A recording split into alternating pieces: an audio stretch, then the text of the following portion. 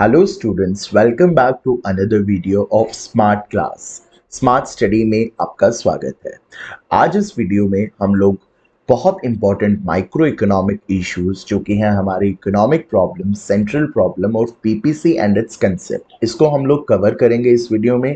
इसका जो previous video है उसमें आपके जो टॉपिक्स कवर किए हुए हैं वो आपका पॉजिटिव इकोनॉमिक्स हो गया, नॉर्मेटिव इकोनॉमिक्स हो गया, माइक्रो इकोनॉमिक्स हो गया, मैक्रो इकोनॉमिक्स हो गया, और उसके बाद हमने इकोनॉमी की डेफिनेशन देखी, इकोनॉमिक्स की डेफिनेशन देखी। तो ये सारी चीज़ें हमने प्रीवियस वीडियो में कवर की हैं। अगर आपने ये चीज़ आपको अभी तक क्लियर नहीं है तो आप प्रीवियस वीडियो में जाके उन चीज़ों को दोबारा से रिवाइज कर सकते हैं। तो अगर आपको वो चीज़ें क्लियर नहीं है तो प्लीज़ आप उस वाले वीडियो को देखिए और पहले उन चीज़ों को कवर करें। तो चलिए आज की क्लास हम लोग स्टार्ट करते हैं।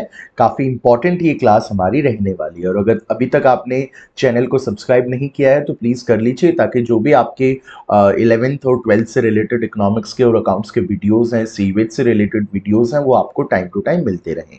ठीक है, तो चलिए क्लास को हम लोग फटाफट से स्टार्ट करते हैं। तो सबसे पहले हम लोग देखते हैं कि what is the meaning of economic problems. देखिए, इकोनॉमिक प्रॉब्लम्स जो होती हैं वो ऐसी प्रॉब्लम्स होती हैं जो हर कंट्री में प्रेजेंट होती है। हर कंट्री में, हर इकोनॉमी में आपको ये इकोनॉमिक प्रॉब्लम्स दिख जाएंगी। तो हमारे पास 3 इकोनॉमिक प्रॉब्लम है।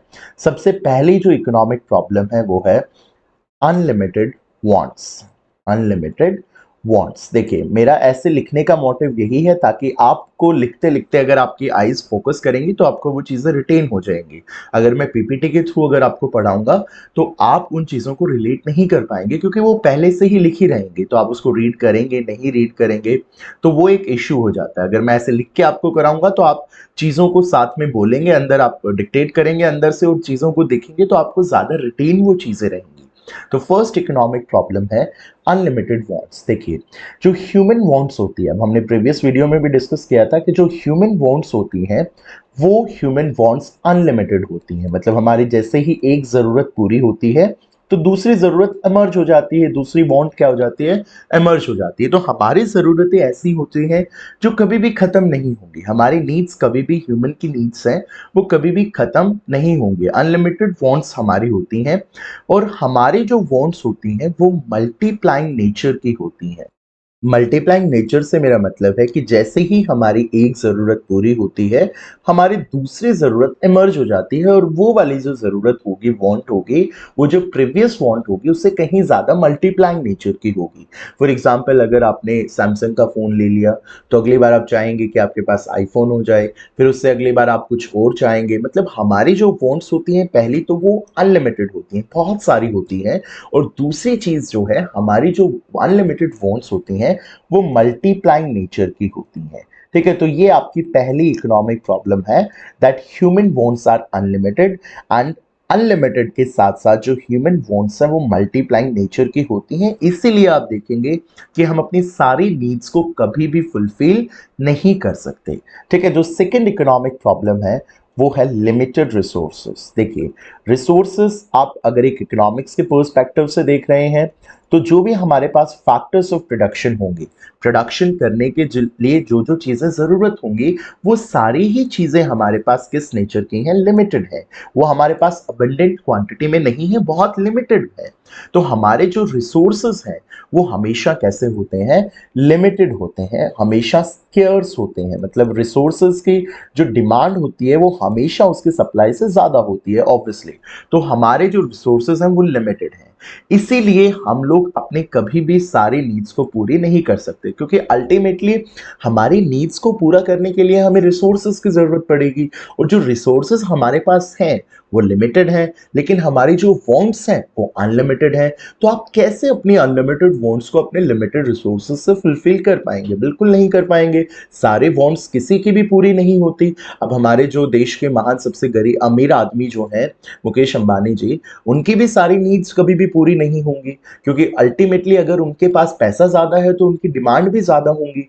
तो ये हर इंसान के साथ ये प्रॉब्लम रहती है कि हमारी जो वांट्स होती हैं वो अनलिमिटेड होती हैं, लेकिन उन वांट्स को पूरा करने के लिए जिन रिसोर्सेज की आपको जरूरत होती है वो रिसोर्सेज हमेशा लिमिटेड होते हैं। अभी हम अगर इंडिविजुअल के पर्सपेक्टिव से बात करेंगे तो यहाँ पे हम लोग पैसे को एज अ रिसोर्स देखेंगे, तो हमारे पास पैसा लिमिटेड है, इसलिए हम अपनी सारी नीड्स को कभी भी फुलफिल नहीं कर पाएंगे। जो तीसरी प्रॉब्लम, जो इकोनॉमिक प्रॉब्लम है, वो ये है that resources are having alternative uses, resources are having alternative uses। अगर आप ध्यान से वीडियो को देखेंगे तो आपको सारी चीजें साथ में ही याद हो जाएंगी, सारी चीजें साथ में ही प्रिपेयर हो जाएंगी। तो रिसोर्सेज के साथ दो मसले हैं, दो प्रॉब्लम है। पहला प्रॉब्लम है कि वो लिमिटेड है, दूसरी प्रॉब्लम है कि उनके ऑल्टरनेटिव यूजेस हैं। इसका सिंपल सा मतलब क्या होता है कि एक रिसोर्स है, उस रिसोर्स को आप बहुत सारी जगह पे यूज कर सकते हैं। जैसे लैंड एक रिसोर्स है, लैंड पे आप कोई स्कूल भी खोल सकते हैं, लैंड को आप एज अ एग्रीकल्चर भी यूज कर सकते हैं, लैंड पे आप कोई डेवलपमेंट, कोई प्रोजेक्ट, इंफ्रास्ट्रक्चर डेवलपमेंट प्रोजेक्ट भी लगा सकते हैं। ठीक है, इस लैंड पे आप अपना कोई गार्डनिंग भी कर सकते हैं। तो देखिए, रिसोर्स तो एक है, लेकिन इस रिसोर्सेज के यूजेस बहुत सारे हैं। ठीक है, सो इस प्रॉब्लम को हम बोलते हैं resources are having alternative uses. तो रिसोर्सेस के क्योंकि बहुत सारे यूजेस हैं, तो फिर हमारे आगे प्रॉब्लम आती है, प्रॉब्लम ऑफ चॉइस। हमें चॉइस करना पड़ता है, चूज करना पड़ता है कि उस रिसोर्सेज को हम कहां बेटर तरीके से यूटिलाइज कर सकते हैं, किस जगह पे हम उस रिसोर्सेज को यूज करें। तो जो भी हमारी प्रायोरिटीज होंगी उस हिसाब से हम उस रिसोर्सेज को यूज करेंगे। तो जल्दी से बताइए, तीन इकोनॉमिक प्रॉब्लम्स कौन सी हैं? फर्स्ट इकोनॉमिक प्रॉब्लम है हमारी unlimited wants. Human wants are unlimited, they are of multiplying nature. हमारी सारी जरूरतें कभी भी पूरी नहीं होंगी। सेकेंड प्रॉब्लम है limited resources, resources which are used to fulfill these wants are limited in nature, they are scarce in nature, their demand is always more than their supply, therefore we cannot fulfill all our wants। Third problem is resources के साथ दो problem है, first है limited and third है resources are having alternative uses. जो resources हैं you can use it in the different ways, you can use it to the different ways, then again you have to make a choice कि हम उसको कहाँ use करें। जैसे मैंने आपका यहाँ लैंड का एग्जाम्पल लिया है। तो आई होप ये तीन इकोनॉमिक प्रॉब्लम्स आपको क्लियर हो गई होंगी। उसके बाद जो हमारा सेकंड टॉपिक है that is central problems of an economy. तो देखिए, central problems of an economy मतलब ये ऐसी प्रॉब्लम्स हैं जो हर इकोनॉमी को फेस करनी पड़ती हैं। अब इकोनॉमी की डेफिनेशन हमने प्रीवियस वीडियो में कवर की है। तो central problems of an economy मतलब ये ऐसी प्रॉब्लम है जो एक कंट्री की सेंट्रल अथॉरिटी को, गवर्नमेंट को डिसाइड करनी पड़ती है कि हम इन प्रॉब्लम्स को कैसे टैकल करें।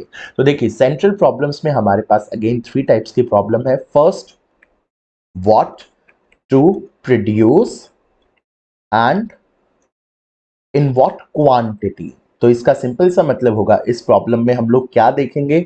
इस प्रॉब्लम में हम लोग देखेंगे कि हमें किन गुड्स एंड सर्विसेज को, इसमें हम लोग सिलेक्ट करेंगे कि हमें किन गुड्स एंड सर्विसेज को हमारी इकोनॉमी में क्या करना है, प्रोड्यूस करना है। देखिए, जाहिर सी बात है हम सारे गुड्स एंड सर्विसेज को तो प्रोड्यूस नहीं कर सकते क्योंकि हमारे पास उतने रिसोर्सेज नहीं है। तो हमें सिलेक्ट करना पड़ेगा कि हमें हमारी इकोनॉमी में कौन से गुड्स एंड सर्विसेज को प्रोड्यूस करना है। और दूसरी चीज हमें ये भी उसके साथ देखना पड़ेगा कि हमें कितनी क्वांटिटी में उनको प्रोड्यूस करना है। तो जब हम ये सिलेक्ट करते हैं कि हम अपने देश में कौन से गुड्स बनाएंगे और कितनी क्वांटिटी में उनको प्रोड्यूस करेंगे, एग्जाम्पल जैसे मैंने आपके एग्जाम्पल लिया था कि एक हमारे पास कंज्यूमर गुड हो गया बटर और दूसरा हमारे पास वॉर गुड हो गया गन्स। तो हमें देखना पड़ेगा कि हमें कितने गन्स की प्रोडक्शन करनी है, कितने बटर की प्रोडक्शन करनी है। एक की प्रोडक्शन बढ़ानी है तो दूसरे की प्रोडक्शन को कम करना पड़ेगा क्योंकि रिसोर्सेज जो हैं वो लिमिटेड है।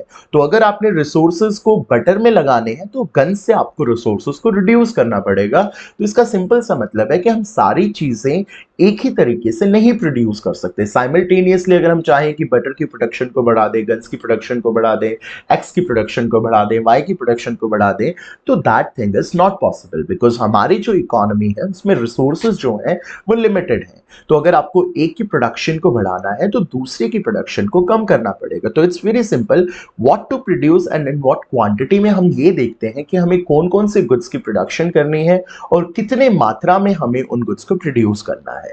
ठीक है, तो ये हमारी से पहली प्रॉब्लम हो गई, what to produce and in what quantity it has to be produced. Second, how to produce. हमारी सेंट्रल जो सेकेंड सेंट्रल प्रॉब्लम है वो है हाउ टू प्रोड्यूस। देखिए, हाउ टू प्रोड्यूस का मतलब है कि कैसे बनाएं, कैसे प्रोडक्शन करें। तो हाउ टू प्रोड्यूस में आप क्या करोगे, आप सिलेक्शन करोगे। किसका सिलेक्शन करोगे? Of technique of production, of technique of production. देखिए, आपको प्रोडक्शन तो करना है, गुड्स एंड सर्विसेज को प्रोड्यूस करना है, बट किस टेक्नोलॉजी को यूज करके आपको प्रोडक्शन करना है। तो बेसिकली जब आप उस टेक्नोलॉजी को सिलेक्ट करोगे तो हम उसको प्रॉब्लम को बोलेंगे हाउ टू प्रोड्यूस। तो हमारे पास दो टाइप की टेक्नोलॉजीज होती हैं।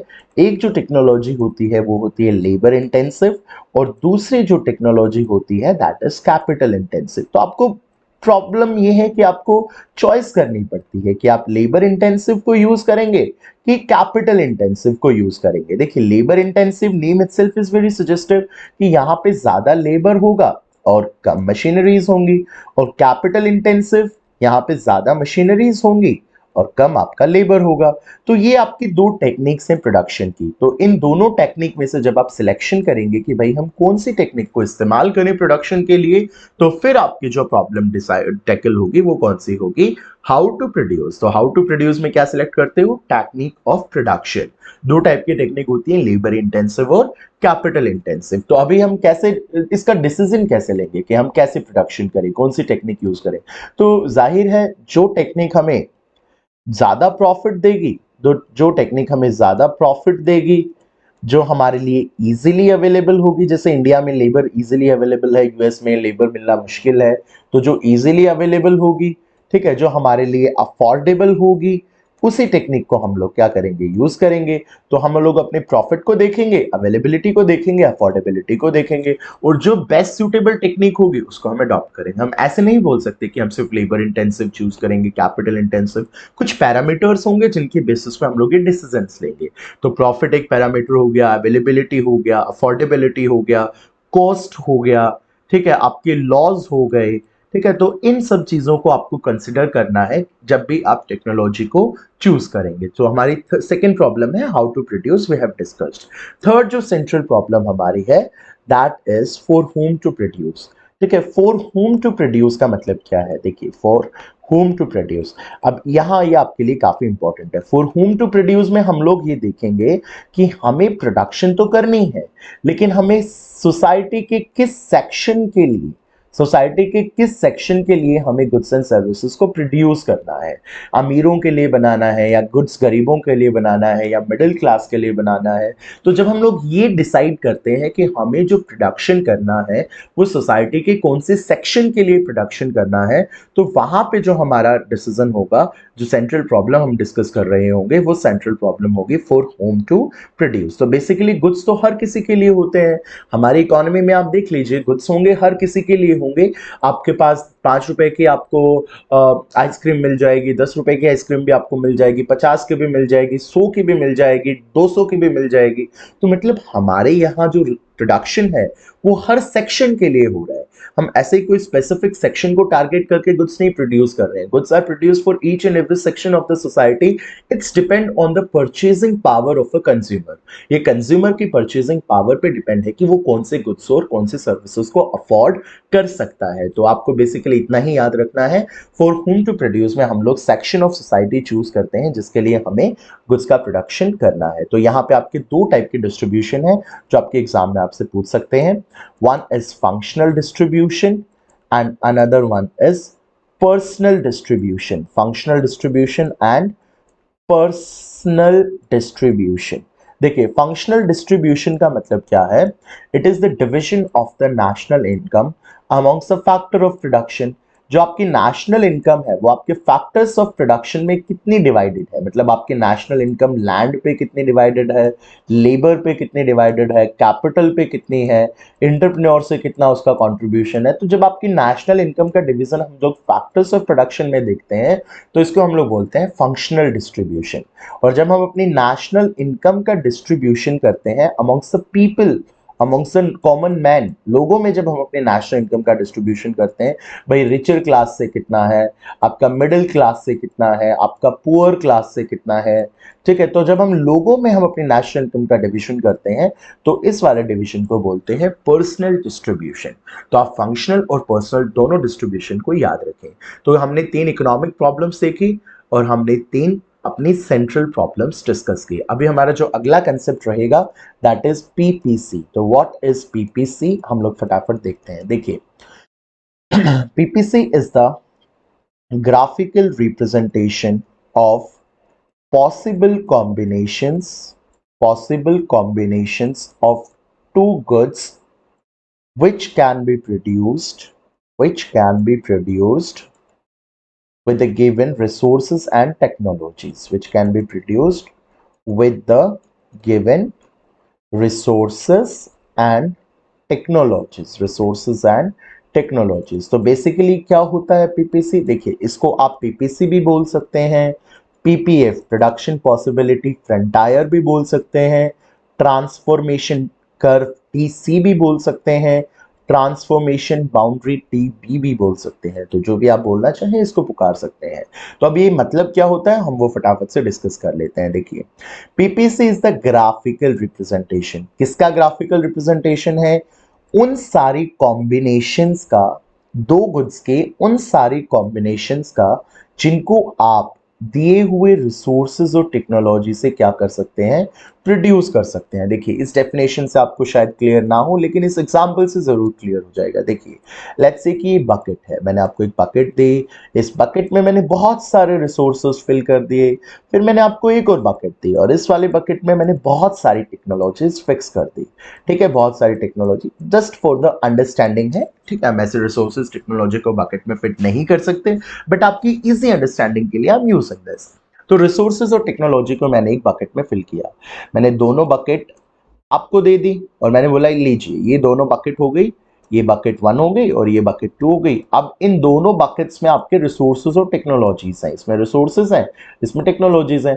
और मैंने आपको बोला अब इस रिसोर्सेज और टेक्नोलॉजी से यूज करके आप मुझे कोई 2 गुड्स प्रोड्यूस करके दिखाइए। तो आपने बोला ठीक है, मैं एक तो गन्स प्रोड्यूस करूंगा और दूसरा बटर प्रोड्यूस करूंगा। मैंने बोला ठीक है, कोई इशू नहीं है, आप गन्स और बटर का प्रोडक्शन कीजिए। तो आपने पहले 21 गन्स प्रोड्यूस की और उस टाइम पे आप 0 बटर बना पाए। अब क्योंकि आप गन से बटर पे शिफ्ट होंगे तो आपने 20 गन्स प्रोड्यूस की, उस टाइम पे आप 1 बटर बना पाए। फिर आपने लेट्स से कि आपने फिर गन से बटर पे शिफ्ट हो गए तो आप 18 गन्स बना पाए, फिर आपने 2 बटर्स बना लिए। तो यहाँ पे देखिए आपको गन्स और बटर की कुछ कॉम्बिनेशंस मिल गई, 21 0 21 18 गन्स 2 बटर। और इन कॉम्बिनेशंस को अब हम लोग किस पे प्लॉट कर देंगे, इस कॉम्बिनेशंस को हम अब एक ग्राफ पे प्लॉट कर देंगे। तो जब हम इसको ग्राफ पे प्लॉट करेंगे, यहाँ एक्स एक्सिस लेंगे, यहाँ वाई एक्सिस लेंगे, यहाँ ओरिजिन लेंगे। लेट्स से यहाँ पे हमने गन्स ले लिया, यहाँ पे हमने बटर ले लिया, तो हमें एक ऐसा कर्व मिलेगा। इस कर्व को ही हम लोग बोलेंगे पीपीसी कर्व या पीपीएफ कर्व या ट्रांसफॉर्मेशन कर्व या ट्रांसफॉर्मेशन बाउंड्री। तो ऐसा हमें कर्व मिलेगा जो कि कॉनकेव शेप का होगा, जो कि किस शेप का होगा, कॉनकेव शेप का। अब देखिए इसको हम एक शेड्यूल की मदद से समझ लेते हैं फटाफट, क्योंकि आपके एग्जाम में आपको यहाँ शेड्यूल बनाना और उसके साथ एक्सप्लेन करना आएगा। देखिए यहाँ हम लोग ले लेते हैं कॉम्बिनेशंस, यहाँ हम लोग ले लेते हैं फटाफट से गन्स, यहाँ हम लोग ले लेते हैं बटर और यहाँ हम ले लेते हैं एमओसी। अब एमओसी का मतलब मैं आपको भी क्लियर कर देता हूँ। एमओसी का सिंपल सा मतलब होता है it is the number of units of one good sacrifice to gain 1 unit of another good. तो मतलब आप देखिए एक बात तो आपको क्लियर होगी कि अगर आपको गन्स और बटर दोनों को प्रोड्यूस कर रहे हैं और अगर आपको बटर का प्रोडक्शन बढ़ाना है तो गन्स का प्रोडक्शन आपको क्या करना पड़ेगा, कम करना पड़ेगा, क्योंकि रिसोर्सेज जो हमारे हैं वो कैसे हैं, लिमिटेड है। तो अगर आप गन्स की प्रोडक्शन से बटर की तरफ शिफ्ट करेंगे तो आपको रिसोर्सेज और टेक्नोलॉजी है उसको गन से बटर की तरफ शिफ्ट करना पड़ेगा, क्योंकि वो तो आपके पास कांस्टेंट है। तो आपको गन्स में कम लगाना पड़ेगा, बटर में ज्यादा लगाना पड़ेगा, जिसके परिणाम स्वरूप गन्स की प्रोडक्शन कम हो जाएगी और बटर की जो प्रोडक्शन है वो ज्यादा हो जाएगी। तो एमओसी मतलब क्या होता है? It is the number of one good sacrificed to gain additional unit of another good। मतलब एक गुड को आप सेक्रीफाइस करोगे दूसरे को गेन करने के लिए, तो जिसको भी सेक्रीफाइस कर रहे हो उसको कितना सेक्रीफाइस करोगे दूसरे को गेन करने के लिए। ठीक है, तो पहले एमओसी 0 ले लेते हैं, फिर 1, फिर 2, फिर 3। आप इतना ही शेड्यूल याद रखेंगे। यहाँ कॉम्बिनेशन ए, बी, सी, डी। देखिए फर्स्ट कॉम्बिनेशन में आपका क्या होगा, आप लेट्स से 21 गन्स प्रोड्यूस कर रहे हैं और आप 0 बटर प्रोड्यूस कर रहे हैं। फिर आप एक गन को सेक्रीफाइस करेंगे, आपके पास 20 गन्स हो जाएंगी, एक बटर हो जाएगा। फिर आप दो गन्स को सेक्रीफाइस करेंगे, 18 गन्स हो जाएंगी, दो बटर हो जाएंगे। फिर आप तीन गन्स को सेक्रीफाइस करेंगे तो आपके पास 15 गन्स हो जाएंगे और 3 बटर हो जाएगा। तो देखिए ये आपको कुछ कॉम्बिनेशंस मिल गई, जैसे ए कॉम्बिनेशन मिल गई 21 0, बी कॉम्बिनेशन आपको मिल गई 21, सी कॉम्बिनेशन मिल गई 18 2, डी कॉम्बिनेशन मिल गई 15 3। इन कॉम्बिनेशंस में स्पेशलिटी क्या है कि इन सब कॉम्बिनेशंस को आप दिए हुए रिसोर्सेज और टेक्नोलॉजी से प्रोड्यूस कर सकते हो। अब जब हम इन कॉम्बिनेशंस को देखिए, अभी हम ध्यान से इन कॉम्बिनेशंस को क्या करेंगे, ग्राफ पे प्लॉट करेंगे। ये हमारा एक्स एक्सिस हो गया, ये वाई एक्सिस हो गया, ये ऑरिजिन। यहाँ पे आप गन्स ले लीजिए, ठीक है, यहाँ पे आप बटर ले लीजिए। तो जब हम इन कॉम्बिनेशंस को ग्राफ पे प्लॉट करेंगे तो हमारे पास ऐसे कुछ पॉइंट्स आएंगे। ठीक है, इस शेड्यूल का अगर आप जैसे एक्सटेंड करेंगे तो आप देखेंगे तो आपके पास ऐसे कुछ पॉइंट्स आएंगे और उन पॉइंट्स को जब आप मीट कराएंगे एक दूसरे से तो आपको एक ऐसा कर्व मिलेगा और इसी कर्व को हम लोग कौन सा कर्व बोलते हैं? PPC curve. PPC curve. ठीक है, तो अभी हमें आई होप कि आप लोगों को पीपीसी क्लियर हो गया होगा, एमओसी क्लियर हो गया होगा। एमओसी का मतलब होता है it is the number of units of one good sacrifice to gain an additional unit of another commodity. तो देखिए यहाँ पे आपने पहले एक गन को सेक्रीफाइस किया, फिर दो गन को, फिर तीन गन को। तो ये आपका जितना गन्स आप सेक्रीफाइस कर रहे हो ये आपका क्या है? बेसिकली एमओसी है। ठीक है, तो अब देखते हैं कि ये पीपीसी की प्रॉपर्टीज क्या होती हैं। देखिए पहली जो प्रॉपर्टी होती है पीपीसी की वो ये होती है कि पीपीसी का जो स्लोप है वो डाउनवर्ड होता है। तो पीपीसी का स्लोप क्या होता है? डाउनवर्ड स्लोपिंग होता है। तो पीपीसी जो होता है वो डाउनवर्ड स्लोपिंग क्यों होता है, क्या रीजन है? तो पीपीसी डाउनवर्ड स्लोपिंग इसीलिए होता है, the reason is very simple, because to increase the production of one good you have to decrease the production of another good. यहां पे भी तो यही हो रहा था। देखिए अगर हम लोग गन्स की प्रोडक्शन और बटर की प्रोडक्शन में से अगर हम लोग बटर की प्रोडक्शन को बढ़ा रहे थे तो गन्स की प्रोडक्शन को क्या करना पड़ रहा था? कम करना पड़ रहा था। तो इट्स वेरी सिंपल, अगर आपको एक की प्रोडक्शन बढ़ानी है तो दूसरे की प्रोडक्शन को कम करना पड़ेगा, जिसकी वजह से आपका पीपीसी क्या होता है? डाउनवर्ड स्लोपिंग होता है। तो ये रीजन आप प्लीज याद रखें। सेकेंड रीजन ये है, जो आपकी प्रॉपर्टी है पीपीसी की, that PPC is concave shape. PPC का जो शेप होगा वो कैसा होगा? कॉन्केव शेप होगा। तो देखिए ये वाला जो शेप होता है आपने 10th क्लास में भी पढ़ा होगा, इस शेप को हम लोग कौन सा शेप बोलते हैं? कॉन्केव शेप बोलते हैं। तो इसका रीजन काफी सिंपल है। देखिए पीपीसी का जो शेप होगा वो एमओसी पे डिपेंड करेगा। एमओसी को आप कई बार MRT, marginal rate of transformation भी बोलते हैं। तो अभी अभी मैंने आपको एमओसी बताया था कि आपको एक गुड को गेन करने के लिए दूसरे गुड को सेक्रीफाइस करना पड़ेगा। तो जिस भी गुड को आप सेक्रीफाइस करोगे उसके कितने यूनिट्स को सेक्रीफाइस करोगे दूसरे की एक यूनिट को गेन करने के लिए। तो आपने देखा पहले आपने एक गन सेक्रीफाइस किया, दो गन सेक्रीफाइस किया, तीन गन सेक्रीफाइस किया, तो आपको कितने गन्स को सेक्रीफाइस करना है एक बटर को गेन करने के लिए? That is MOC. तो यहां पे जो आपका एमओसी है वो इंक्रीजिंग है। यहां पे आपका एमओसी क्या है? इंक्रीजिंग है। तो अगर आपका एमओसी इंक्रीजिंग होगा तो आपका जो पीपीसी है वो किस शेप में होगा? कॉन्केव शेप में होगा। तो यहां पे आपका एमओसी क्या है? इंक्रीजिंग है। इंक्रीजिंग का मतलब क्या हुआ? more and more of guns is sacrificed to gain 1 unit of butter। To gain 1 unit of butter, मतलब एक बटर की यूनिट को लेने के लिए आपको पहले एक गन सेक्रीफाइस करनी पड़ी, फिर 2 गन, फिर 3 gun, so on so fourth, मतलब ज्यादा से ज्यादा गन्स को क्या करना पड़ रहा है, सेक्रीफाइस करना पड़ रहा है एक बटर को गेन करने के लिए। और इसी को स्टूडेंट्स हम लोग क्या बोलते हैं, इसी को हम लोग बोलते हैं दिस इज इंक्रीजिंग एमओसी। ठीक है, तो इंक्रीजिंग एमओसी है, इसीलिए आपका पीपीएफ क्या होगा, कॉन्केव होगा। देखिए कई बार क्वेश्चन आता है, क्या हमारा पीपीसी कॉन्वेक्स हो सकता है, क्या हमारा पीपीसी एक स्ट्रेट लाइन हो सकता है, और क्या हमारा पीपीसी कॉन्केव हो सकता है। तो तीनों ही सिचुएशंस हो सकती हैं। अगर हमारी एमओसी डिक्रीजिंग है तो हमारा पीपीसी कैसा होगा, कॉन्वेक्स होगा। अगर हमारा एमओसी कांस्टेंट है, नंबर ऑफ यूनिट सेक्रीफाइस जो कर रहे हैं वो कांस्टेंट है, एक एक यूनिट ही सेक्रीफाइस कर रहे हैं, दूसरे की भी एक एक यूनिट को गेन कर रहे हैं, तो हमारा जो पीपीसी होगा वो स्ट्रेट लाइन होगा। और अगर हमारा एमओसी इंक्रीजिंग है, मतलब ज्यादा से ज्यादा यूनिट्स को सेक्रीफाइस करना है दूसरे की एक यूनिट को गेन करने के लिए, तो जो हमारा पीपीसी होगा वो कॉन्केव होगा। तो आई होप ये सारी चीजें आपको क्लियर हुई होंगी, पीपीसी क्या है, उसके क्या क्या प्रॉपर्टीज हैं। अब हम फटाफट से, थोड़ी देर की क्लास रह गई है, इसको टॉपिक को कवर करते हैं। देखिए ये मैंने एक आपके लिए पीपीसी बनाया और यहाँ पे मैंने कुछ पॉइंट्स बनाए। ये कुछ पॉइंट्स पीपीसी के ऊपर हैं, कुछ पॉइंट पीपीसी के अंदर हैं, कुछ पॉइंट पीपीसी के बाहर है। तो जो भी पॉइंट पीपीसी के अंदर होगा, इनसाइड होगा, उसको हम लोग बोलते हैं under utilization of resources. Under utilization of resources मतलब आपने रिसोर्सेज को पूरी तरीके से अभी तक यूज नहीं किया है, इसीलिए आपके जो पॉइंट्स हैं वो पीपीसी के अंदर लाई कर रहे हैं। अगर कोई भी पॉइंट आपका पीपीसी के ऊपर लाई कर रहा है, ऑन द पीपीसी लाई कर रहा है, तो मतलब that is fuller utilization of resources. अगर आप रिसोर्सेज को पूरे तरीके से यूटिलाइज कर लेते हैं, रिसोर्सेज का फुलर यूटिलाइजेशन कर लेते हैं, तो आपके जो पॉइंट्स होंगे वो किसके ऊपर लाई करेंगे, ऑन पीपीएफ या पीपीसी। और अगर कोई भी पॉइंट पीपीएफ से बाहर है तो उसको हम लोग बोलते हैं अनअटेनेबल कॉम्बिनेशन, मतलब उस कॉम्बिनेशन को आप अचीव नहीं कर पाएंगे। जैसे मैंने आपको बोला कि आप 100 रुपये लीजिए और मुझे 150 का सामान ला के दीजिए, तो वो चीज पॉसिबल नहीं है क्योंकि आपके पास उतने रिसोर्सेज नहीं है। तो कोई भी पॉइंट जो पीपीसी के बाहर लाई करेगा, जल्दी से बोले, जो भी पॉइंट पीपीसी के बाहर लाई करेगा वो अनअटेनेबल कॉम्बिनेशन होगा। इसके बाद जो भी पॉइंट पीपीसी के ऊपर लाई करेगा वो आपका फुलर यूटिलाइजेशन होगा, और जो भी पॉइंट आपका पीपीसी के अंदर लाई करेगा वो क्या होगा, अंडर यूटिलाइजेशन ऑफ रिसोर्सेज, मतलब आपने रिसोर्सेज का पूरा तरीके से यूज नहीं किया, आपको रिसोर्सेज को अभी पूरे तरीके से यूज करना है। और जब आप रिसोर्सेज को पूरा यूज कर लेंगे तो ये अंडर यूटिलाइजेशन से फुलर यूटिलाइजेशन पे शिफ्ट हो जाएगा। ठीक है, इसके बाद हम देखते हैं कि पीपीसी आपका शिफ्ट कब करेगा। देखिए पीपीसी में दो तरीके की शिफ्ट आ सकती है, देखिए ध्यान से देखेंगे।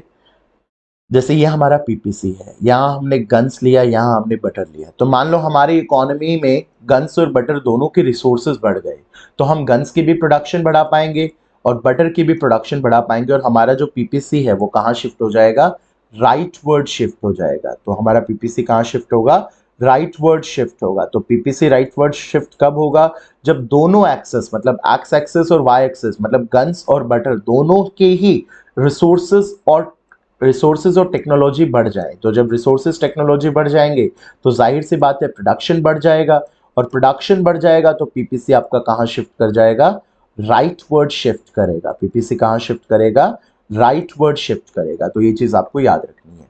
दूसरी चीज, अगर आपके गन्स और बटर दोनों के रिसोर्सेज कम हो गए तो आपका पीपीसी कहाँ शिफ्ट करेगा, लेफ्ट वर्ड शिफ्ट करेगा। तो लेफ्ट वर्ड शिफ्ट कब होगा, जब आपके रिसोर्सेज और टेक्नोलॉजी क्या हो जाए, कम हो जाए, रिड्यूस हो जाए, रिसोर्सेज और टेक्नोलॉजी आपके क्या हो जाए, कम हो जाए, तो आपका जो पीपीसी है वो कहाँ शिफ्ट करेगा, लेफ्ट वर्ड शिफ्ट करेगा। तो पीपीसी आप याद रखेंगे राइट वर्ड शिफ्ट भी हो सकता है और लेफ्ट वर्ड शिफ्ट भी हो सकता है। अगर आपके रिसोर्सेज टेक्नोलॉजी बढ़ जाए तो आपके यहाँ प्रोडक्शन कैपेसिटी, प्रोडक्शन पॉसिबिलिटी बढ़ जाएगी, जिसकी वजह से पीपीसी राइट वर्ड शिफ्ट होगा। अगर आपके रिसोर्सेज और टेक्नोलॉजी कम हो जाए तो आपकी जो प्रोडक्शन पॉसिबिलिटी है, प्रोडक्शन कैपेसिटी है, वो कम हो जाएगी, जिसकी वजह से आपका पीपीसी लेफ्ट वर्ड शिफ्ट करेगा। तो ये आपको याद रखना है, पीपीसी आपका राइट वर्ड शिफ्ट भी कर सकता है और लेफ्ट वर्ड शिफ्ट भी कर सकता है। शिफ्ट जब भी होगा जब दोनों ही गुड्स, जो कि एक्स एक्सिस वाई एक्सिस, दोनों ही गुड्स के रिसोर्सेज और टेक्नोलॉजी में चेंज आएगा। तो ये आपका पीपीसी का कंसेप्ट है।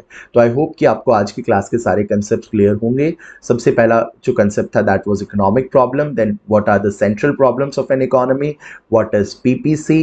ठीक है, यहाँ पे आप पीपीसी के एजम्पशंस भी देख सकते हैं कि एजम्पशंस में हम लोग ये याद रखते हैं कि only 2 goods are produced, PPC में सिर्फ कितने गुड्स, अगर हमें पीपीसी के कंसेप्ट को समझना है तो सिर्फ कितने गुड्स होंगे, 2 गुड्स होंगे। देन यहाँ पे रिसोर्सेस क्या रहेंगे, कांस्टेंट रहेंगे, फिक्स्ड रहेंगे। टेक्नोलॉजी क्या रहेगी, कांस्टेंट रहेगी। टेक्नोलॉजी भी क्या रहेगी, कांस्टेंट रहेगी। ठीक है। और जो quality of resources and technology है, quality of resources and technology, वो भी क्या रहेंगी, सेम रहेंगी। तो जब ये सारी एजम्पशंस होंगी तो ही हमारा पीपीसी का जो कंसेप्ट है वो वर्क करेगा।